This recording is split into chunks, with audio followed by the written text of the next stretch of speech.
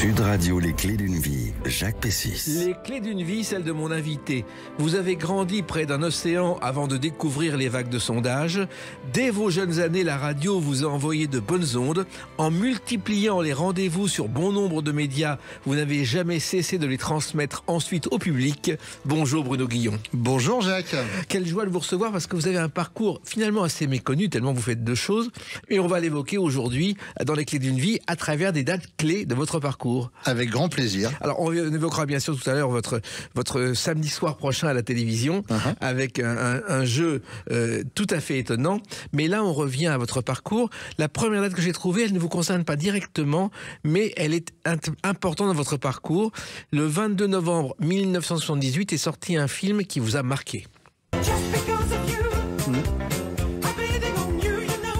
Car il y a dans Les Bronzés une phrase culte que vous avez pris comme devise. C'est vrai. C'est souvent d'ailleurs, je dis, comme dirait le grand philosophe Jean-Claude Duss, oublie que t'as aucune chance, vas-y fonce, on sait jamais, sur un malentendu ça peut marcher. C'est marrant parce que cette phrase a été citée récemment souvent de fois avec le décès de Michel Blanc, mais c'est vraiment une phrase que j'ai faite mienne depuis le début. Vous aviez vu le film ? J'avais vu le film, et je vais même vous dire quelque chose, c'est que quand je suis arrivé à Paris et que j'ai commencé à travailler sur ce qu'on appelait, moi venant de province, les grandes radios, j'avais une chemise cartonnée dans laquelle le directeur d'antenne mettait les conduites d'antenne, et ma fiche cartonnée, c'était la photo de Jean-Claude Duss de Michel Blanc. Et ben voilà. Ouais, la boucle est bouclée. Exactement. Et d'ailleurs, le film Les Bronzés, Patrice Lecomte l'a réalisé, mais au départ, le producteur ne voulait pas que ce soit lui. Il voulait Claude Zidi, il voulait Jean-Jacques Hano, et finalement, le Splendide dit non, c'est lui ou personne. Ouais, et c'est des comédiens, ouais, comme quoi. Alors, vous avez quand même grandi dans un climat très différent de celui des Bronzés, puisque vous êtes né à Saint-Jean-d'Angély, qui est une ville de 7000 habitants, je crois. C'est ça. Maintenant, aujourd'hui, quand moi je suis né à Saint-Jean-d'Angély, il y avait un peu plus de 10 000. Et puis après, il y a eu les gens qui quittaient la campagne pour aller vers les grandes villes. Mais oui, c'est ça, c'est une magnifique petite bourgade de Charente-Maritime, sous-préfecture de Charente-Maritime, dans laquelle j'ai plaisir à retourner aussi souvent que possible. Et il y a un grand comédien récemment disparu qui est né à Saint-Jean-d'Angély, c'est Pierre Vernier, le copain de Jean-Paul Belmondo, qui a été célèbre avec Rocambole. Exactement. Et il y a des films qui ont été tournés, je ne sais pas si vous le savez. Bien sûr, Le Pull au vert rouge. Oui, et Léo Hur, l'histoire d'Auguste Le Breton, qui est le maître du Verlan, a été tourné à Saint-Jean-d'Angély. Il y a un décor particulier. Mais oui, il y a un passé historique. Il faut savoir que Saint-Jean-d'Angély, les gens ne le savent pas, parce que déjà les gens ne savent pas forcément ce qu'est Saint-Jean-d'Angély. C'est donc une sous-préfecture de Charente-Maritime. Ça s'appelle Saint-Jean-d'Angély, ça vient de Saint-Jean-Baptiste. Oui. Saint-Jean-Baptiste qui est la personne qui a baptisé Jésus. Et en fait, le chef, c'est-à-dire la tête de Saint-Jean-Baptiste, était une des reliques de la cathédrale de Saint-Jean-d'Angély, qui aurait dû être la plus grande cathédrale d'Europe. Le seul problème, c'est qu'avec les invasions successives, cette cathédrale a été détruite plusieurs fois pendant sa construction, et à un moment, ils ont décidé d'en arrêter la construction. Donc aujourd'hui, le monument historique de Saint-Jean, qu'on appelle les Tours, qui surplombe vraiment la ville de Saint-Jean-d'Angély, ça devait être une petite entrée de la cathédrale, qui devait être la plus grande cathédrale d'Europe, et dont les plans d'ailleurs sont aujourd'hui dans la bibliothèque de Saint-Jean. Voilà, et ça c'est une partie d'histoire. Alors, il se trouve que vos parents n'ont rien à voir avec le monde des médias. Rien du tout. Je crois que votre père a été professeur dans un lycée. Il était professeur dans un lycée agricole, professeur de mécanique agricole. Et maman a gardé des enfants, a été nounou. Voilà. Et vous, la radio, ça a été un déclic dès que les radios libres sont arrivées. Ouais, bien sûr. Je cite souvent l'ouverture des radios, la loi qui avait été... lancé par François Mitterrand quand il a été élu, la libération de la bande FM, la fameuse.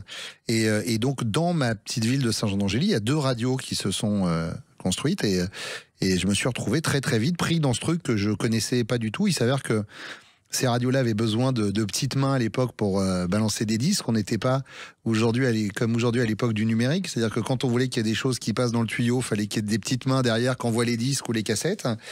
Et donc, ils embauchaient vraiment à tour de bras. Et donc, ils demandaient de faire une maquette. Et il s'avère que dans le petit lotissement où habitaient mes parents, j'ai des potes qui ont voulu faire de la radio et qui n'avaient pas de magnéto pour pouvoir enregistrer leur maquette. Et comme j'étais le seul à avoir un magnéto, ils m'ont dit, viens avec nous.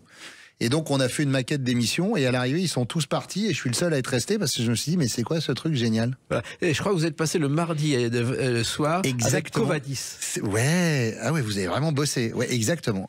Covadis parce que j'étais fan d'Astérix et Obélix et donc et j'étais plutôt bon élève à l'époque à l'école, latiniste. Et donc le Covadis c'était qui va là, et donc le mardi soir, puisque le mercredi il n'y avait pas école, on faisait une émission avec des potes. Ouais. Et quand on pense qu'Astérix a failli ne jamais exister, en fait Goscinny et Uderzo avaient préparé une série sur le roman de Renard, et juste avant que le numéro 1 de Pilote paraisse, ils se sont aperçus que ça existait déjà. Ouais. Donc ils ont en catastrophe inventé le petit Gaulois. Ouais, comme quoi, ils ont bien fait. Voilà. Alors vos parents ont accepté parce que le mercredi il n'y avait pas d'école. Ils ont accepté parce que ils se sont dit, au moins quand il est à la radio, il est pas en train de traîner dans les rues. Oui. Je pense qu'ils n'avaient pas du tout conscience de l'importance que ce truc-là prendrait dans ma vie. Ils ont d'ailleurs toujours été un peu dépassés par ça, et même encore aujourd'hui par le succès que ça a pu apporter. Ouais. Ouais, votre mère dit, je crois que vous gagnez votre vie en faisant des âneries. Exactement. Elle dit, ouais, je suis payé à faire l'imbécile. Mais je trouve que c'est plutôt un bon résumé de mon métier, ouais. Alors, il se trouve ensuite que ça a marché et qu'ensuite une autre radio a été créée, Radio Bénez Stéréo, dans un grenier des Bénédictines. Ouais, alors en fait, historiquement, je vais être même très honnête, RBS, ça a été la première radio à avoir été créée à Saint-Jean-d'Angély. Et ensuite, il y a eu Angély FM. Moi, j'ai commencé par Angély FM, et quand j'ai commencé par cette radio, RBS, Radio Benez, être Benez en charentais, en patois, ça veut dire on est bien, on est Benez, on est bien à l'aise. Et était une plus grosse radio. Donc en fait, la plus grosse radio m'a débauché, entre guillemets, parce que j'étais bénévole, d'Angély FM pour faire de la radio là-bas un peu plus professionnelle, ouais. Oui, il y avait des interviews, il y avait des émissions en patois même sur cette station. Exactement, ouais, qui s'appelait les Goules Benaises, je crois, de mémoire. Et il y avait même une chronique sur la bourse. C'est possible, ouais, parce que à l'époque, ces radios locales qui étaient pour la plupart associatives, ce qui a d'ailleurs entraîné leur mort parce que c'était compliqué de vivre sans rentrée financière. Elle voulait vraiment ressembler aux grosses radios, c'est-à-dire qu'elle voulait ressembler aux radios périphériques comme RTL, Europe 1, etc. Donc oui, il y avait des chroniques surtout, ouais, bien sûr. Alors, ça se passe bien à l'école jusqu'en 3e, et puis ensuite il y a l'année du bac, et puis il y a une radio qui s'est créée, Rochefort Contact Stéréo, qui a obtenu de la direction des monuments historiques le droit d'installer son émetteur sur un site classé du transbordeur de Martrou. Je ne sais pas si vous le savez. Exactement, bien sûr, le pont de Martrou à Rochefort. Ouais, ouais. Donc qu'on voit dans les Demoiselles de Rochefort, c'est le pont qui est iconique aujourd'hui à Rochefort, hein, c'est le pont de Martrou. Ouais. Exactement. Et Demoiselles de Rochefort, qui au départ devaient être les Demoiselles de hier, et il a changé d'avis. Ouais. Heureusement pour Rochefort. Il a bien fait pour Rochefort. Alors, il se trouve donc qu'on vous engage, mais en même temps, c'est l'année du bac. Ouais, en fait, alors j'étais prédestiné à être prof à l'époque, on disait sciences naturelles. Aujourd'hui, on dit SVT, mais à l'époque, c'était sciences nat. Et donc, j'étais quasiment le meilleur élève de ma classe jusqu'en 3e. En seconde, j'ai baissé un peu, mais j'avais encore un niveau plutôt pas mal. Et j'ai fait première scientifique, et c'est là où la radio est vraiment devenue une passion. Et donc, du coup, c'est là où j'ai commencé à vouloir faire plus de radio que de voir. Et donc, j'ai redoublé ma première, mais c'est là où j'étais vraiment piqué par le virus de la radio. Et j'ai commencé à faire de la radio à 30 km de Saint-Jean-d'Angély, à Rochefort-sur-Mer, dans une radio qui s'appelait Rochefort Contact Stéréo, qui était encore plus grosse que les deux radios de Saint-Jean. Et là, il s'avère que donc j'étais bénévole dans cette radio, et il s'avère que 4 mois avant de passer le bac, le patron de la radio me dit, voilà, on a un poste de salarié. Oui. Et être payé pour faire de la radio en province à cette époque-là, c'était un truc de fou, quoi. On est en 1989, et je dis, payé pour faire de la radio. Et là, je dis, mais ouais, d'ailleurs, je leur dis pas, mais j'ai un petit souci, c'est que je suis en terminale et que je vais passer mon bac et qu'on est au mois de mars. Et donc, contre toute attente, je dis oui. Je signe un contrat, et donc pendant 4 mois, je fais semblant d'aller à l'école, au lycée, alors qu'en fait, je vais faire de la radio et mes parents ne le savent pas. En fait, je crois qu'il y a une petite amie qui vous emmène à la radio tous les jours en voiture. Exactement, ouais. J'avais mon permis, parce que comme j'ai redoublé, j'avais 18 ans. Elle me prêtait sa voiture, et donc tous les matins, j'allais faire de la radio à Rochefort, qui était à 30 km. Je revenais le midi, genre l'air de rien, parce que j'étais externe à l'école. Donc, ça s'est bien passé l'école ce matin. Ouais, c'était super. J'en profitais pour, à l'époque, il n'y avait pas Internet, récupérer le mot d'absence qui était déposé dans la boîte aux lettres de la maison. Et donc, je stockais les mots d'absence, et voilà. Et le stratagème a duré jusqu'à, un mois avant le bac. Ouais. Et puis, un jour, vous rentrez dans le salon et il y a du monde. Il y a le proviseur de mon lycée. Ouais. Mon père était prof, donc dans un autre lycée, un lycée agricole, un LEP, à Saint-Jean, mais du coup, tout le monde se connaît, c'est une petite ville, donc... Et je rentre dans le salon, mais je le vois à la tête de mes parents. En ouvrant la porte, je vois d'abord la tête de mon père. Je vois que c'est pas la mine des bonjours. Je vois la tête de ma mère. Et là, je rentre et je vois le proviseur. Et là, et qui disent, voilà, le proviseur est venu pour savoir si t'allais passer ton bac ou pas. Oui. Et donc là, je me suis dit, donc là, je suis pris en flag. Et donc j'ai passé mon bac. En candidat libre. Ouais, enfin non, pas en candidat libre. J'ai passé le bac, mais je l'ai raté puisque j'étais en terminale scientifique avec une très très forte dose de mathématiques et ça faisait plus de 3 mois que j'avais pas pris un seul cours de maths. Oui. Et donc forcément c'est difficile de faire diversion. Donc non, je me suis planté. Alors pour la petite histoire, le rattrapage c'était à partir de 8 sur 10, de 8 sur 20 et j'ai eu 7,99. Voilà. Et donc voilà, j'ai pas eu mon bac et au grand désespoir de ma mère. Et c'est là où j'ai dit, mais maman, je te promets qu'un jour je serai animateur sur Énergie. Ouais. À l'époque, mon rêve c'était d'être animateur sur Énergie. Ouais. Et il y a une dame d'ailleurs qui vous avait prédit que vous ne parviendriez pas à ça, c'est une certaine Madame Barama. Madame, c'est Barada. Barada. Et je me suis engagé sur l'honneur auprès de mon père de ne plus jamais citer son nom. Parce que elle est venue voir mes parents. Ouais. J'ai beaucoup vanné cette dame qui était ma prof de maths. Vous savez, c'était un peu la pub de Guy Degraine. Je ne sais pas si vous vous souvenez de cette pub qui disait « Monsieur Guy Degraine, vous ne réussirez jamais à rien dans la vie » où elle lui montrait des dessins de fourchettes, de couteaux, etc. En disant « Monsieur Guy Degraine, vous ne réussirez jamais dans votre vie ». Et cette prof-là me disait ça. Elle me disait « Mais vous voulez être animateur connu, mais jamais de la vie. » Et voilà. Voilà, comme quoi. Voilà, vous avez démontré le contraire. On va se retrouver dans quelques instants avec une autre date qui vous concerne indirectement, le 8 décembre 1984. A tout de suite sur Sud Radio avec Bruno Guillon. Sud Radio, les clés d'une vie, Jacques Pessis. Sud Radio, les clés d'une vie, celle de mon invité Bruno Guillon. Alors, on vous met dans la lumière de Sud Radio et tout à l'heure, on parlera de la lumière de France 2 dans quelques jours. Mmh. Alors, j'ai trouvé une date, 8 décembre 84. C'est le jour où on a sauvé Énergie, une station où vous auriez pu ne jamais exister si elle avait disparu. Oui, c'est ça. C'est à l'époque, on parlait de libération de la bande FM. Et donc Énergie était une des pionnières de la bande FM à Paris et commençait à prendre beaucoup d'importance et puis commençait aussi commercialement à prendre de l'importance et donc les autorités de l'époque avaient voulu fermer la station et elle a réussi un truc. Alors là pour le coup, je salue encore aujourd'hui Max Guazzini que j'ai vu récemment d'ailleurs, qui était un grand personnage de radio avant de devenir un grand personnage de rugby. Qui a eu l'idée de dire on va lancer un appel citoyen. Faut vraiment contextualiser. Aujourd'hui, évidemment, on peut écouter beaucoup de radios et on peut aller sur Internet écouter les musiques qu'on veut. Là, en 84, c'est pas le cas. Énergie, c'est vraiment la radio que tous les jeunes dignes de ce nom écoutent. Énergie. Moi, je me souviens, ça passait pas très bien chez moi en Charente-Maritime. Il fallait une grande antenne pour capter, mais c'était vraiment un délire. Et donc, ils ont réussi à faire venir des centaines de milliers de personnes dans la rue. Ça a été un raz-de-marée avec des personnalités de l'époque, dont Dalida. Oui, car Dalida, il se trouve que Max Guazzini était un jeune collaborateur de Dalida. Exactement. Et Dalida a immédiatement appelé Jacques Attali, qui était dans le bureau voisin de François Mitterrand. Et c'est François Mitterrand, pour Dalida, qui a dit « on ne ferme pas Énergie ». Exactement. C'est extraordinaire. L'histoire est folle. Et donc c'est une date importante. C'est rigolo parce que, alors ça fait longtemps que j'ai quitté Énergie, mais je sais qu'il y a toujours un studio qui s'appelle le studio du 8 décembre. Et le jeu de Max, avant qu'il quitte Énergie il y a quelques années, c'est dès qu'il y avait un nouvel animateur, il disait c'est quoi le 8 décembre? Ça veut dire quoi? Voilà. Et si le gars savait pas, il se faisait un peu taper sur les doigts. Alors au départ, vous auriez dû peut-être rentrer dans une radio qui s'appelait Vibration, je crois. Exactement. En fait, donc j'ai fait mes armes sur des radios locales jusqu'à Rochefort, Contact Stéréo. Mais moi, mon rêve, justement, par rapport à ces choses-là, c'était un jour de travailler sur Énergie. Voilà, c'était la nouvelle radio jeune. C'est d'ailleurs ça que veut dire l'acronyme Énergie de base.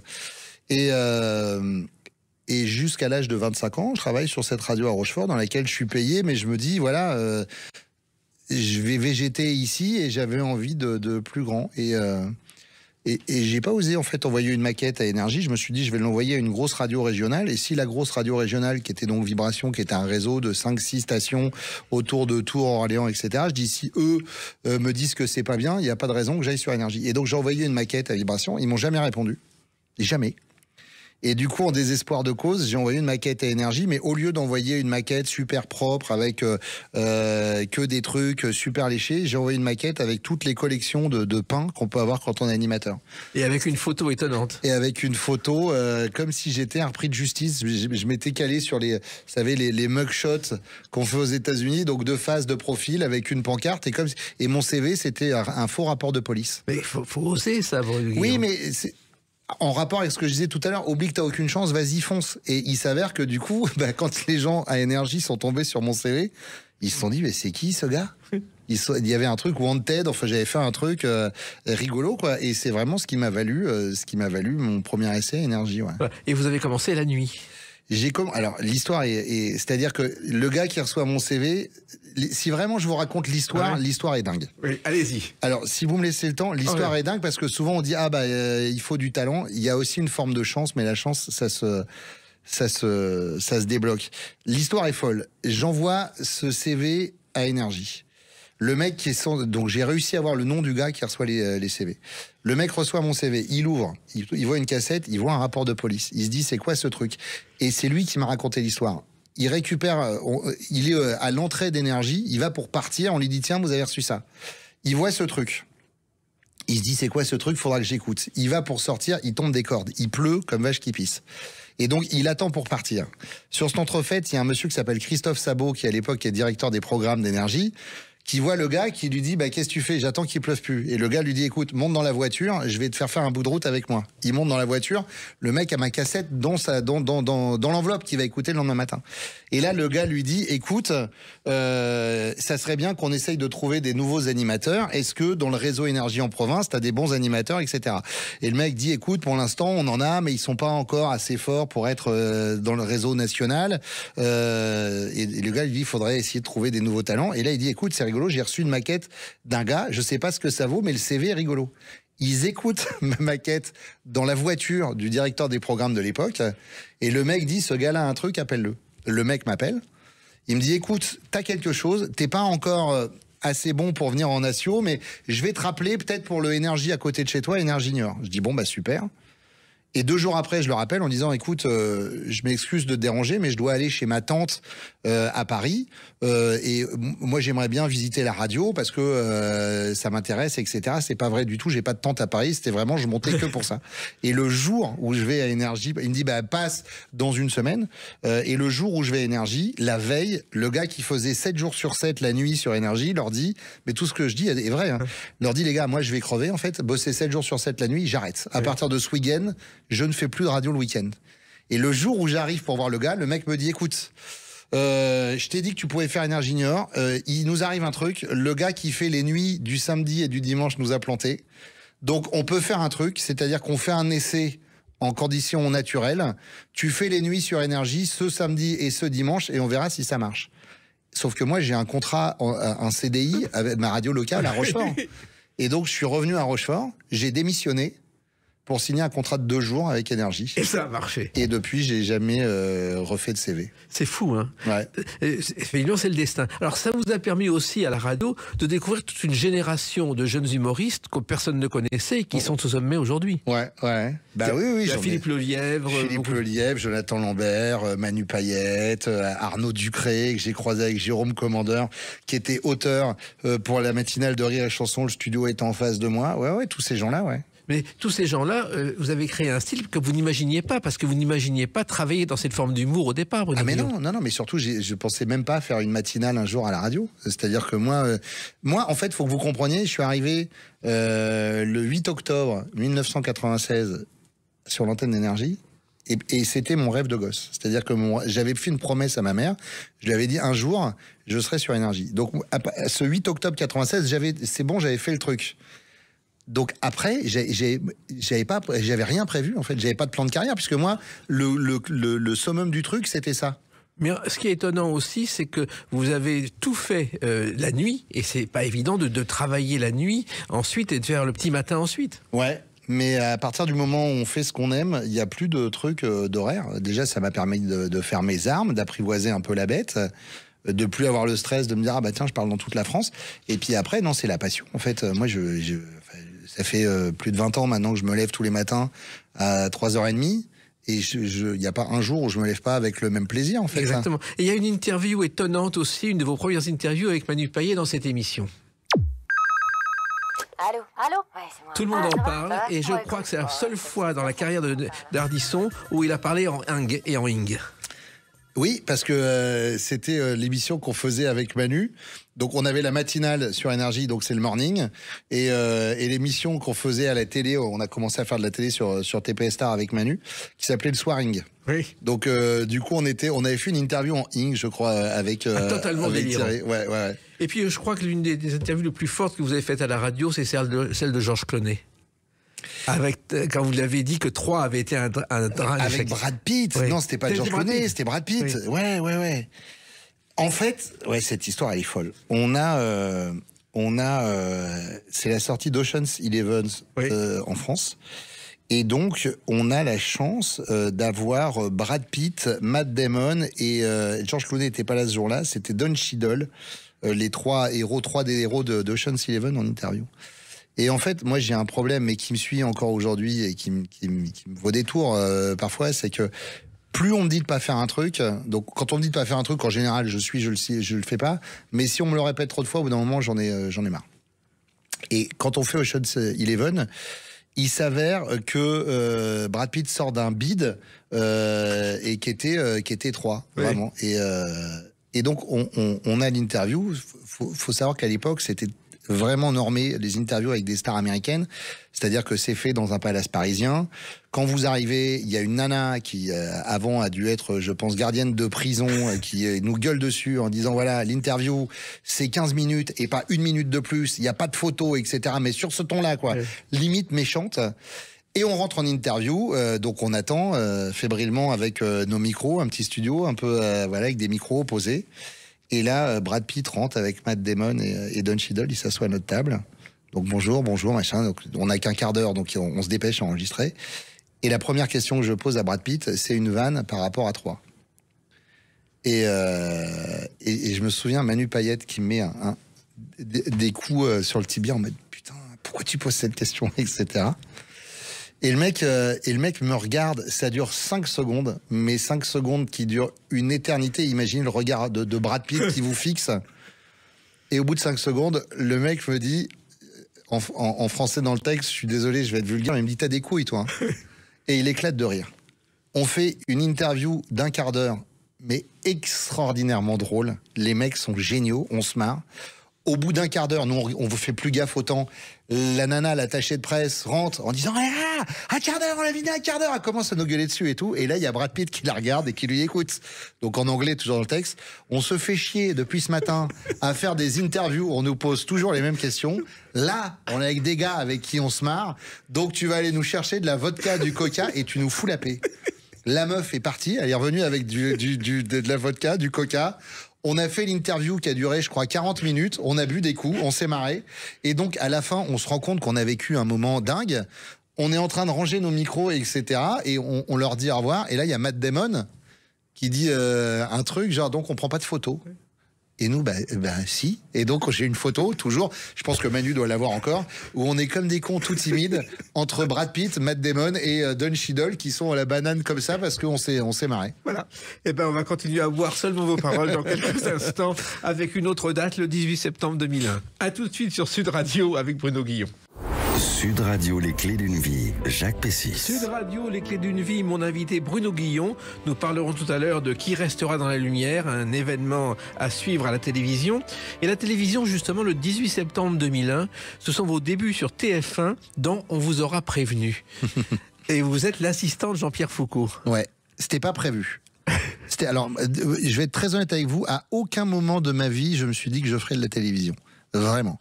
Ouais. Déjà pour une raison simple, c'est qu'on m'a toujours dit avant ça, toi t'as un vrai physique de radio. Ce qui du coup donne pas forcément envie d'aller se montrer à la caméra. Vous voyez, quand vous n'êtes pas sûr de vous physiquement, c'est pas là où vous avez envie d'y aller.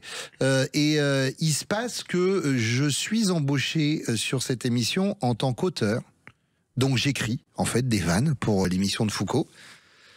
Quand la première est diffusée, ça marche pas top. Et dans cette émission, il y a une rubrique un peu barré. Le but, c'était de faire un talk show à la française, un peu comme les David Letterman de l'époque, etc.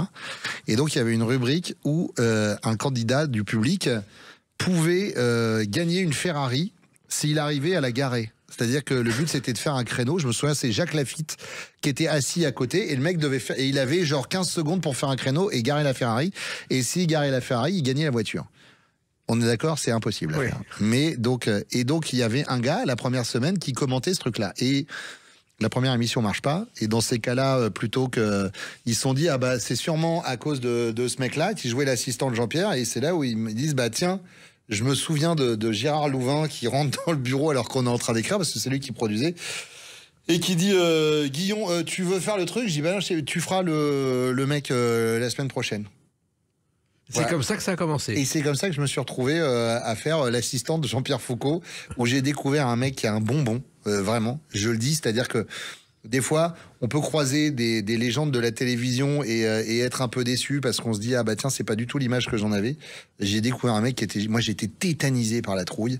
Et Jean-Pierre a été d'une bienveillance extrême. Alors, l'émission n'a pas duré, mais... Ça a duré 4 numéros, je crois. Ouais, mais ça a créé une amitié indéfectible avec Jean-Pierre, qui est quelqu'un que je respecte beaucoup dans ce métier. Et qui a un point commun avec vous. En fait, il a fait un concours d'animateur à Radio Monte-Carlo. Il a gagné de travailler la nuit pendant un été. Et à la fin de l'été, il a été viré en disant, vous n'êtes pas fait pour faire de la radio. Ouais. Comme quoi. On en a vu beaucoup, hein, des visionnaires de radio. Moi, la première fois que j'ai fait une maquette pour une émission qui était autre que balancer des disques et dire on écoute ça, on va écouter ça, j'avais donné la maquette au directeur des programmes d'énergie de l'époque, directeur d'antenne, pas des programmes, qui m'avait dit, il me dit, c'est bien ta maquette, mais c'est une maquette de matinale.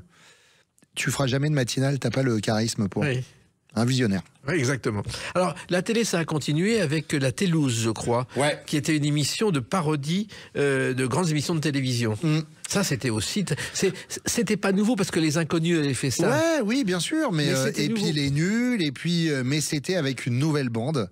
Et c'est rigolo aujourd'hui de mettre sur le papier les noms de cette bande, parce que dans cette bande il y avait Manu Payette, il y avait Géraldine Nakache, il y avait Charlie Bruno, il y avait plein de gens, Hugues Duquesne, plein de gens qui aujourd'hui ont une petite notoriété. Donc et ça a été une vraie récréation. Hein. C'était sur Comédie, c'était une vraie récréation. Oui, et puis c'était le temps où la télé était libre. Vous avez été un pionnier des radios libres et de la télé libre aussi, avec Énergie 12 aussi. Bien sûr, oui, on avait, on essuyait les plâtres. Mais Comédie, voilà, à l'époque, c'était génial. Comédie, c'était une perruque, un sketch, quoi. C'est-à-dire qu'on pouvait arriver à l'antenne en se disant, allez, donc c'était super, bien sûr. Et avec un ton qui aujourd'hui vous vaudrait quelques soucis sur les réseaux sociaux. Ouais, mais autre temps, autre mœurs. Voilà, ça fait partie de l'évolution, mais c'est pas si mal et négatif que ça en vrai. En plus, vous n'étiez pas soumis à la pression de l'audimat. Non.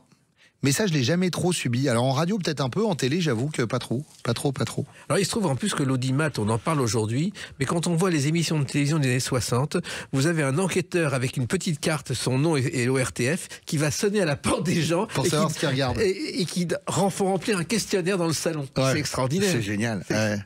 Ouais, et encore que aujourd'hui, on n'est pas si loin que ça pour la radio. Hein. Aujourd'hui, la radio, pour savoir les audiences, on appelle des gens pour leur demander ce qu'ils ont écouté la veille. Hein. Donc l'un dans l'autre, c'est pas non plus très très moderne. Hein. Alors il se trouve aussi que la télévision, vous avez progressé et vous avez commencé à présenter des émissions particulières, notamment un concert pour la tolérance. Ouais.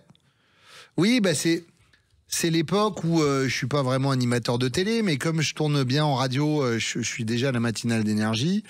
TF1 fait des trucs, ils disent ah bah tiens, on va prendre un animateur du Radio Jeune et on va l'associer à une animatrice ou un animateur de chez nous. Donc oui, je me retrouve à faire de la télé, mais c'est plus lanceur d'artistes. Mais aujourd'hui, oui, c'était vraiment des premières expériences sur des grosses chaînes, donc ça reste des moments importants. Ouais. Et puis le concert pour la tolérance, c'était un événement. Ouais. Le premier, c'est Jean-Michel Jarre qui l'a fait en 95, le 14 juillet, devant 1 million de spectateurs, je crois. Ouais, non, mais là c'est pareil. Je me souviens, on avait fait ça, sur une plage où il y avait des dizaines de milliers de personnes. C'était une marée humaine, c'était fou. Ouais.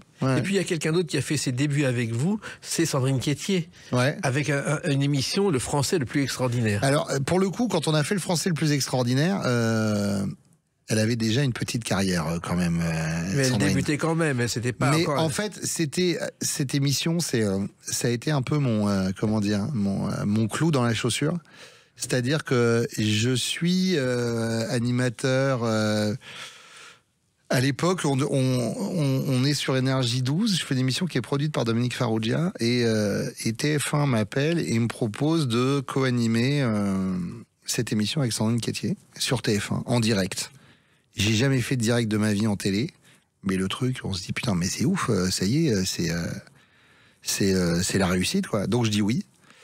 Et le Français le plus extraordinaire, c'est la première fois qu'on confie les rênes d'une émission à Sandrine. Donc elle est paniquée parce que c'est la première fois où elle n'est plus co-animatrice, elle est animatrice parce qu'elle avait déjà co-animé des émissions avec De Chavannes, mais là c'est elle censée être l'animatrice principale et moi je suis censé être un peu le sniper à côté. Et j'ai jamais fait de télé en direct. Et on se retrouve dans une petite boutique des horreurs, parce que le Français le plus extraordinaire, si vous retombez sur cette émission, c'était une galerie de portraits, mais complètement dingue, des gens, il y avait une sorcière qui... Carmen. Ouais, des gens, mais fous, vraiment c'était fou. L'émission a été un bide monumental, un accident industriel pour TF1. Je l'ai traîné un peu comme un chat noir pendant longtemps. C'était génial comme émission en même temps. C'était tout à fait hors du temps. Oui, mais ça n'a pas marché du tout. Et du coup, voilà, vous êtes associé à une émission qui marche pas pour votre première en direct à la télévision. Je peux vous dire que c'est un poids que vous portez pendant longtemps. Je l'ai plus aujourd'hui, mais à l'époque, je me souviens aujourd'hui encore. Donc je vous parle de ça. Cette émission, c'était il y a combien de temps? Il y a une vingtaine d'années. Ah oui, une vingtaine, le 20 décembre 2008. Ouais. Quand on se croise aujourd'hui avec Sandrine, on s'appelle toujours. Il y avait un chien qui était censé avoir des talents dans l'émission qui s'appelait Jojo Bull. Elle m'appelle Jojo Bull. Et il y avait une dame qui vivait comme au Moyen-Âge qui s'appelait Guenièvre. Et donc, quand on se croise avec Sandrine, encore aujourd'hui, elle m'appelle comment ça va mon Jojo Bull et je lui dis comment ça va ma Guenièvre, parce que ça nous a mais profondément marqué. Et ça a été un bide énorme, mais je l'ai bien vécu parce que ça a été, en fait, je vous demandais la date, mais je m'en souviens très très bien. C'était en 2008 parce que mon fils était né ça a été programmé vers la fin d'année 2008. Mon fils était né début novembre. Et je me souviens du dimanche matin, vous savez, c'est le moment où le patron ou la patronne de la chaîne vous appelle pour vous donner les audiences. Je suis devant ma cheminée, j'ai mon fils qui a quelques semaines dans les bras. Et Alexandra Cruc, je me souviens à l'époque, qui était la directrice des programmes, m'appelle pour m'annoncer que ça a été une catastrophe. Mais avec la voix de quelqu'un qui va m'annoncer que toute ma famille vient de mourir. Et qui m'annonce pour me dire que les audiences ont été catastrophiques.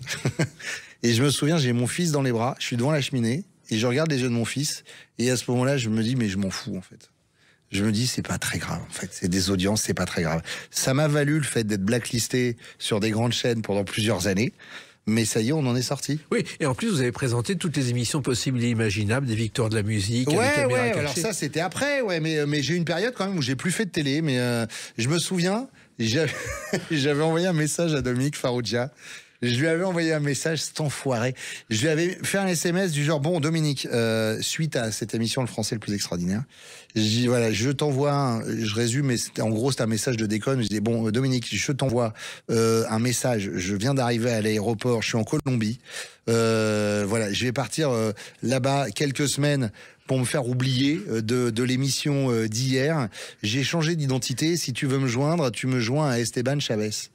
Et cet enfoiré, que j'aime du plus profond de mon cœur, je lui dois vraiment une partie de ma carrière télé à Dominique, mais je dis cet enfoiré parce que sur le coup, j'ai dit putain, il m'avait renvoyé un SMS en disant Bruno, j'ai vu l'émission, à mon avis, tu vas partir plusieurs mois. C'est sympa. Alors, il y a eu quand même d'autres succès, et vous êtes un recordman de cette émission. Alors là, c'est l'enfant du pays qui revient en Charente-Maritime avec son Boyard. Déjà, j'y suis allé, et bravo, parce que vous l'avez bien dit, Jacques, vous avez dit Boyard. Parce que les gens là-bas qui vont sur le fort, ils font fort Boyard. Et ils voient le père Fouras. Mais non, c'est Fouras. Le père Fouras, bien sûr. C'est Fouras, voilà. Et c'est fort Boyard. Voilà, comme il y a Boyardville. Donc, ouais, ça fait, je pense avoir encore le record de la participation masculine, en tout cas. Ça fait 2-3 ans que j'y vais plus, mais je crois que j'ai toujours le record, ouais. Mais ça, c'est une chose qui vous passionnait. En plus, c'est pas évident, cette émission. Mais j'étais un peu le régional de l'étape. Donc, moi, ça me faisait rire d'avoir la possibilité de visiter le fort en mode Fort Boyard, en mode jeu télé, quoi, parce que je l'avais vu à une époque où c'était une ruine. Et puis c'est surtout l'histoire d'une amitié indéfectible. Moi, en fait, j'ai fait Fort Boyard, c'était plus pour passer du temps avec Olivier, qui est une des personnes que j'aime le plus dans ce métier. Donc c'est un peu l'occasion de passer un moment avec Olivier. Donc c'était plus pour ça en vrai. Mais oui, c'est rigolo, c'est rigolo. Et Jacques-Antoine a eu l'idée de Fort Boyard lorsqu'il a fait une émission qui s'appelait sur la piste de Xanatan. De Xapata. De Xapata. Ouais. Et il se trouve qu'il a vu le Fort Boyard et il a dit « Je veux faire une émission là-dedans ». On lui dit « T'es un dingue ». Il dit « Ce sera ça ou alors on fera une émission sur le sommet de l'Himalaya ». Et il a investi beaucoup d'argent dans ce fort qui est devenu aujourd'hui pour Foura l'événement. C'est iconique, bien sûr. Mais il y a une forme de respect éternel pour Jacques-Antoine, parce que quand vous allez tourner sur Fort Boyard, vous y passez la journée. J'ai même fait une époque où on dormait la nuit sur le fort, mais là vous y passez la journée, et donc il y a un réfectoire où les techniciens mangent, et au milieu de ce réfectoire trône un gigantesque portrait de Jacques-Antoine avec sa pipe à la main, avec son nom. Voilà. Il veille toujours sur le fort. Pipe qu'il cassait pendant des coups de colère. Un jour, il est sur les Champs-Élysées. Il y a un policier qui l'arrête en disant vos papiers. Il dit écoutez, j'ai autre chose à faire. Il a laissé les clés de la voiture au policier. Il est rentré à pied et le policier est resté comme ça. Il n'y a plus de personnages comme ça. Non, j'avoue. Il a inventé beaucoup de jeux aussi. Bien sûr. Non, mais il y a des gens. Enfin, Jacques-Antoine, voilà, c'est comme Solnès, c'est comme Guy Lux. C'est des gens qui ont fait la télévision d'aujourd'hui. Alors on sent votre passion, Bruno Guillon, mais finalement, dans toute votre vie, ce qui vous guide, c'est la passion. Ouais. Oui, c'est ça, bien sûr. Je suis un passionné. Mais c'est pour ça que quand des fois les gens me disent mais là, vous avez des semaines entre la radio, la télé, etc. Mais c'est de la passion. Donc j'ai pas l'impression de travailler. Et c'est vraiment ce qui me porte depuis le début, bien sûr. Charles Trenet disait quand on a rêvé sa vie, il faut vivre son rêve. Vous pourriez reprendre cette devise aussi. Ouais, bien sûr, Eh bien, ça continue justement, et on va évoquer la date du 26 avril 2025, dans quelques jours, sur Sud Radio, avec Bruno Guillon. Sud Radio, les clés d'une vie, Jacques Pessis. Sud Radio, les clés d'une vie, mon invité Bruno Guillon. Vous avez dit que vous ne pensiez jamais faire de la télé, c'est peut-être la seule chose que vous avez ratée en disant ça, car vous n'arrêtez pas. Et le 26 avril 2025, dans quelques jours, il y a cette émission.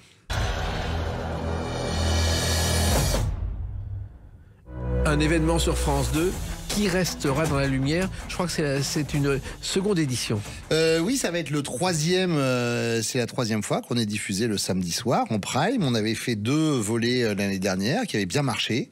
Et donc on revient là pour 2 émissions inédites samedi 21h15 et toujours le même principe, 100 candidats face à moi dans un gradin, avec une particularité qui n'existe dans aucune autre émission de télé. C'est que ces candidats vont devoir répondre à des questions, certes, mais ils vont pouvoir les choisir. Et ça veut dire un rebondissement permanent et un travail permanent aussi pour l'animateur. Exactement, mais moi j'adore ça. Là pour le coup, c'est vraiment, ça c'est la télé que j'aime. Déjà j'adore faire des jeux. Je le dis souvent, mais le caractère populaire des jeux, pendant très longtemps le mot populaire était soit galvaudé, soit moqué. Moi, j'ai toujours revendiqué faire de la radio ou de la télévision populaire. Se retrouver devant 100 personnes, s'enfiler avec des réactions qu'on ne peut pas avoir à l'avance, c'est vraiment un truc qui m'excite. Et pour le coup, oui, il y a en plus un vrai suspense, puisque les candidats ont la possibilité de gagner jusqu'à 100 000 euros. Et jusqu'à la fin, c'est-à-dire qu'en sortant des phases qualificatives, un candidat peut avoir 20 000 euros, c'est le maximum. Et ensuite, à la dernière question, il peut faire x2, x3, x5. Donc ça veut dire que s'il fait x5 et qu'il a la bonne réponse, il gagne les 100 000. Mais si jamais il choisit x5 et qu'il se plante, il divise par 5 ses gains. Donc il faut lui remonter le moral à ce moment-là. Donc ouais. Non, les 2 émissions qu'on vient de tourner sont super. En plus, on a fait un truc qu'on n'avait pas fait sur les 2 premiers volets, c'est qu'on a équipé en micro tout le monde, parce que les premiers volets, il y a que ceux qui venaient en plateau avec lesquels je pouvais interréagir. Et là, les 100 personnes du gradin sont équipées. Et je dis c'est rigolo quand vous posez une question d'histoire et qu'il y a un prof d'histoire qui se plante. C'est toujours rigolo de venir vers lui et de demander ce qui s'est passé. Donc j'ai hâte. Voilà. En même temps, c'est un jeu tout à fait novateur. Comment vous êtes arrivé là-dedans ? Je suis arrivé là-dedans parce que je pense j'ai un jeu qui cartonne le matin en quotidienne et que c'est un exercice maintenant que je commence à gérer plutôt pas mal les jeux télé, et que dans ces cas-là, France 2 peut se targuer d'être une chaîne avec plusieurs soldats entre guillemets qui animent des jeux à succès. Dans cette liste, il y a évidemment Nagui, Olivier Mine dont je parlais tout à l'heure, mais il y a Cyril également, Ferro et Sidonie Bonnet, j'en passe. Et puis moi, et que de temps en temps, on me fait appel à moi, et moi je suis un bon soldat, donc dans ces cas-là, j'arrive. Oui, mais là la formule est complexe au départ de ce jeu. Il fallait l'imaginer. Ouais. c'est vrai. J'ai un peu participé à l'élaboration du concept. C'est un concept français. Et la vraie nouveauté, c'était ça, c'est-à-dire les candidats peuvent choisir leurs questions. C'est assez dingue quand même. C'est-à-dire que là, pour le coup, c'est vous qui vous auto-estimez est-ce que vous êtes capable ou pas de répondre. Oui. Puis les jeux français sont assez rares, les concepts français sont assez rares. Le premier d'entre eux, c'est Louis Merlin, qui était à l'époque directeur de Radio Luxembourg, qui a créé 100 francs par seconde. Je ne sais pas si vous connaissez. Non. C'était un jeu où on répondait à des questions, on gagnait 100 francs par seconde tant qu'il ne se passait pas un événement annexe, par exemple une sortie d'une voiture de pompier. Et on perdait tout d'un coup. Ah, c'est génial. Et c'est le seul jeu français qui a été vendu dans les années 60 aux États-Unis. Ah, je savais pas. Ah, c'est quand même un événement. Mais c'est un bon concept. Il faudra le reprendre un jour. Alors, il se trouve aussi que ça veut dire aussi avoir des réflexes par rapport à la stratégie du jeu, car il y a une stratégie. Bien sûr. Oui, parce que le but, qui restera dans la lumière, le but c'est d'être le seul dans la lumière à la fin. Si vous êtes le seul dans la lumière à la fin, ça veut dire que vous avez éteint tous les autres concurrents du gradin, les 99 autres, et c'est là où vous pouvez prétendre gagner les 100 000 euros. Et la stratégie, c'est que pour éteindre les gens dans le gradin, il faut qu'ils donnent des mauvaises réponses. Donc quand vous choisissez vos questions, il faut que vous puissiez vous dire moi, il y a des chances que j'ai la réponse, mais il y a des chances que plein de gens dans le public n'aient pas cette réponse. C'est pour ça qu'on donne des niveaux de questions, soit faciles, soit moyens, soit difficiles. C'est-à-dire que si vous choisissez une question plutôt simple, il y a des chances que la plupart des gens dans le gradin aient la bonne réponse comme vous. Donc vous éteignez pas grand monde. Puis si vous prenez une question difficile, il y a des chances que beaucoup de gens aient la mauvaise réponse, mais il y a des chances que vous l'ayez vous aussi. Donc il faut réfléchir. Voilà. Et puis l'animateur vit les questions et les réponses en même temps que les candidats. Ouais, mais c'est le principe de l'animateur, ça. Mais moi, ça, c'est un truc qui m'excite. C'est pour ça, d'ailleurs, que je ne prends pas connaissance des questions à l'avance. Je les découvrir en même temps que les candidats pour jouer un peu avec eux. Et la seule chose que je prépare, c'est les fiches candidats. C'est-à-dire que voilà, je vois qui sont les 100 candidats, je vois ce qu'ils font, je vois pour pouvoir interréagir avec eux. Et après, pour les questions, je découvre en même temps que les téléspectateurs. Oui, mais il faut en même temps de la bonne humeur. Il faut faire rire sans blesser les candidats qui sont déjà sous tension. Il faut rire avec, mais pas rire d'eux. Ça, c'est la base de notre métier. Mais c'est pas évident parce que souvent on se... Oui, mais après, je pense aussi que ça vient de l'image que vous avez ou de l'image que vous représentez. Je pense que maintenant, les gens savent que je suis pas un mauvais bougre et que déjà, je suis le premier à rire sur moi-même. C'est-à-dire, je suis le premier et puis on me vanne assez facilement. J'ai ce rapport-là avec les candidats sur les jeux.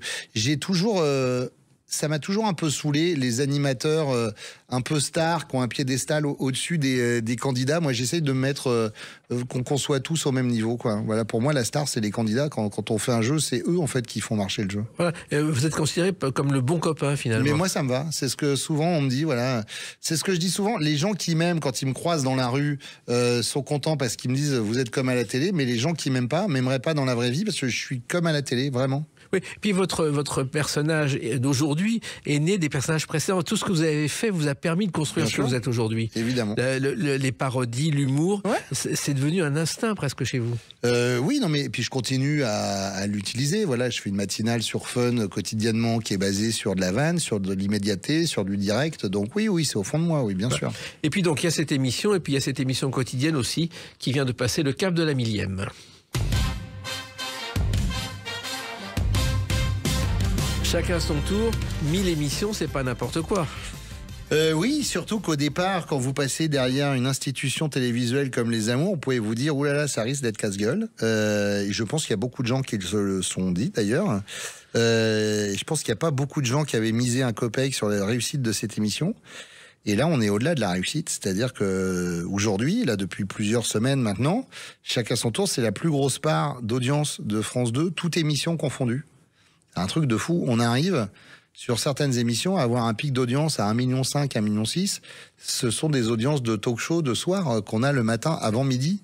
Donc oui, c'est canon. Mais encore une fois, à l'instar de ce que je vous disais tout à l'heure, le jeu a une particularité, c'est que les 30 candidats qui sont en plateau peuvent revenir quotidiennement. Et je pense que du coup, ça crée une histoire et que les téléspectateurs s'attachent à ces candidats qu'ils peuvent retrouver quotidiennement. Je crois qu'une des candidates, Magali, elle détient un record mondial. Exactement. Elle est venue 697 fois. Exactement. Ouais, c'est extraordinaire. 697 émissions. Ouais, c'est top. Et puis surtout, ça permet d'avoir un relationnel que voilà, il n'y a pas sur d'autres jeux, quoi. Moi, la plupart des candidats de Chacun son tour, on est devenus potes. On échange sur des des groupes WhatsApp. Enfin voilà, quoi. Je suis invité à des bouffes. Quand on fait les tournages de Chacun son tour, c'est pas rare qu'on se retrouve le soir à bouffer un bout de pizza ensemble et à boire un coup, quoi. Je connais leur plus sain, je connais le prénom de leurs enfants, leur métier. Enfin voilà, oui, il y a un attachement particulier, ouais. Et d'ailleurs, pour la millième, il y a des anciens candidats qui sont revenus. Évidemment. Et je les ai réaccueillis en plateau comme d'anciens potes que j'avais pas vus depuis longtemps. Et eux, d'ailleurs, sont pointés en plateau avec le même sentiment. Et comment expliquer ce succès, justement, cette audience qui monte de ce jeu? Est-ce que c'est parce que c'est un jeu à la fois populaire et qui touche le grand public? C'est ce que je vous disais, c'est que il y a les jeux qui marchent aujourd'hui sont des jeux avec un champion. Par exemple, chez Cyril Ferraud, dans Tout le monde veut prendre sa place, ou chez Jean-Luc Reichmann, dans les 12 coups de midi. Un candidat qui revient pendant plusieurs semaines, plusieurs mois. Nous, on a ça, mais fois 30. C'est-à-dire que moi, mes candidats, il y a certains candidats qui peuvent rester plusieurs mois tant qu'ils n'ont pas gagné la cagnotte. Donc évidemment, plusieurs mois de jeu, au lieu de le faire qu'avec un seul candidat, on le fait avec 10, avec 20. À un moment, on s'attache parce qu'on se dit, tiens, lui, il vient de la même région que moi. Ou, elle est comme moi, elle est passionnée de choucroute. Et donc, il y a un attachement qui se crée. Aujourd'hui, tous ces anciens candidats, ils existent sur les réseaux sociaux avec parfois plusieurs dizaines de milliers de followers en s'appelant, tiens, je suis Marion 22. Tiens, je suis Eric numéro 1. Et c'est drôle. Ouais, non. C'était un truc on l'a pas vu venir, en fait, ce succès. Puis, vous avez une particularité. Quand vous expliquez un jeu, on comprend le règlement. Et quand on regarde Guy Lux dans des anciennes émissions, qu'il a inventé un jeu, il expliquait et c'était Sophie Darel qui rattrapait tout parce qu'on ne comprenait rien. Ouais, mais je pars du principe que, pour moi, c'est comme un pitch de film. Quand on vend un film, en une phrase, il faut avoir envie de le voir. Un jeu de télé, je pense que c'est pareil. En une phrase, il faut qu'on comprenne, sinon après, ça devient trop compliqué. À propos de Guy Lux, on parle du retour d'Interville et de votre présence dans le jeu. Ouais. Ça, c'est aussi un événement. C'est un cadeau. C'est un cadeau. Enfin, je pense qu'on a tous un souvenir avec Interville. Alors, pas forcément avec le même grain d'image. Moi, je suis sur un souvenir en noir et blanc, clairement, avec Léon Zitrone et Guy Lux. Mais c'est une émission transgénérationnelle. Quand on vous propose de co-animer Interville, vous ne pouvez pas dire non, en fait. C'est une super aventure. J'ai trop hâte. En plus, on rentre dans les codes d'Interville, c'est-à-dire que ça va être en direct, des villes qui s'affrontent. J'ai vraiment hâte d'y être, vraiment. Et alors, en plus, ce qu'on ne sait pas, c'est que le duo est né par hasard. En fait, il y a un marché de la télé à Cannes. Zitrone est dans un café, il n'a rien à faire. Guy Lux arrive, il dit, je vais aller à Bordighera voir un jeu, est-ce que tu viens avec moi? Ils sont allés voir Interville en Italie, ils ont essayé de le présenter ensemble. C'est comme ça que c'est né. C'est fou, hein? C'est génial. Non, mais surtout, l'antagonisme entre les deux était extraordinaire. C'est ce qui a fait les codes d'ailleurs d'Interville, c'est-à-dire cette mauvaise foi entre les deux est devenu le ressort utilisé par tous les animateurs successifs d'Interville après. Alors il se trouve aussi que vous êtes devenu un spécialiste des jeux, ce que vous n'imaginiez pas non plus au départ, Bruno Guillon. Pas du tout. Pas du tout. Mais non, mais parce que je vous le dis, comme je disais tout à l'heure, je ne pensais jamais faire de la télévision. Parce qu'on m'a toujours dit, t'as un physique de radio. Donc après, j'ai découvert les jeux malgré moi et voilà. Et puis maintenant, oui, c'est vrai que c'est un truc que j'aime beaucoup. Donc un spécialiste, c'est peut-être beaucoup dire, mais en tout cas, essayer de créer l'ambiance autour d'un jeu, oui, ça, je pense savoir faire aujourd'hui. Puis les jeux ont évolué. Le premier jeu à la télévision, c'était Télématch de Pierre Bellemare, qui est né par hasard parce que André Gillois, héros de la Résistance, avait fait un jeu de loi en direct. Ça commençait à 20h30. À minuit, c'était encore à la moitié du jeu. Donc génial. On a renoncé et Bellemare est arrivé avec le succès qu'on connaît. Ouais. Mais là aussi, il y a une évolution dans les jeux. Ils sont moins culturels que jadis. Oui, encore que des jeux culturels, vraiment, vous pouvez en trouver. Enfin, pour le coup, ce que fait Samuel Etienne sur Question pour un champion, il faut encore pas mal de culture. C'est vrai que dans Chacun son tour, typiquement, il y a un peu plus de légèreté. Mais je pense aussi que c'est propice à l'horaire de diffusion, etc. Un peu moins dans Qui restera dans la lumière. Il y a des questions qui sont intéressantes, mais le but, c'est de plaire aussi au plus grand nombre. Alors, il faut tenir le rythme dans tout ça. Et comme je crois que vous êtes un bon vivant, vous faites de temps en temps appel au conseil d'un médecin célèbre, Michel Simès. Non, alors Michel, il faut savoir que c'est le médecin de tous les gens de télévision un peu hypocondriaque. C'est-à-dire que quand il y a un truc qui va pas, oui, on envoie tous un message à Michel en disant c'est normal ça. Donc, mais après en termes de santé, oui, il faut. C'est un peu un marathon quand on fait de la radio et de la télé. Donc, je suis un bon vivant, mais j'ai freiné un peu sur la bonne chair. Oui, parce que vous faisiez même des recettes à partir de tout ce que vous trouviez dans le frigo. Ouais. Mais je fais toujours de la cuisine parce que j'adore ça. C'est un peu mon violon dingue. Mais j'essaye de faire un peu plus attention maintenant. Passer la cinquantaine, le cardiologue m'a dit si vous voulez vraiment vieillir en bonne santé, il y a un moment il va falloir arrêter 2-3 trucs, dont le beurre. Et puis, non, mais en plus, vous faites votre beurre d'une autre façon. Exactement. Mais il se trouve aussi que vous avez un rythme de vie très organisé. Ouais. Ah oui, moi je le dis souvent, j'ai une vie de moine Shaolin la semaine. Je me réveille tous les jours aux alentours de 4h moins le quart, 4h grand max si je fais une grasse mat. J'ai la radio et voilà, ensuite j'enchaîne avec mes activités télé, mes activités de producteur. J'essaye de caler 1 heure de sport au moins un jour sur 2. Et le soir, dernier délai, je mange vers 19h et le soir, dernier délai, 20h30, je suis au lit. Ouais. Et avec une philosophie de vie, mesurez votre chance, vous amusez et amusez les autres. C'est ça. Exactement. Mais ça, ma chance, il n'y a pas un jour où je me réveille pas à 4 heures en me disant waouh, tu vas faire ce que tu avais toujours envie de faire. C'est génial. Il y a tellement de gens aujourd'hui qui se lèvent en disant merde, faut aller au boulot. Moi, j'adore ça. Mais vous le pensiez au départ que vous en seriez là aujourd'hui? Pas du tout. Mais pas du tout. Mais si vous saviez, Jacques, j'ai tellement vécu avec le syndrome de l'imposteur toute ma vie. C'est vraiment depuis que j'ai la cinquantaine. Donc, vous voyez, j'ai 53 ans. Ça fait 3 ans où je suis assez en paix avec ça. Mais jusqu'à l'âge de 50 ans, je le dis souvent, hein, j'ai toujours eu l'impression que quelqu'un allait arriver à côté de moi en me disant excusez-moi, vous êtes Bruno Guillon? Oui. Alors on a fait une erreur. En fait, au départ, ça devait être Bruno Guillou. Ouais. Et on a fait une faute de frappe. C'était pas vous en fait qui était prévu. Non, j'ai eu ça pendant très longtemps. Ouais. Vraiment, mais vraiment, c'était horrible. Maintenant, ça va.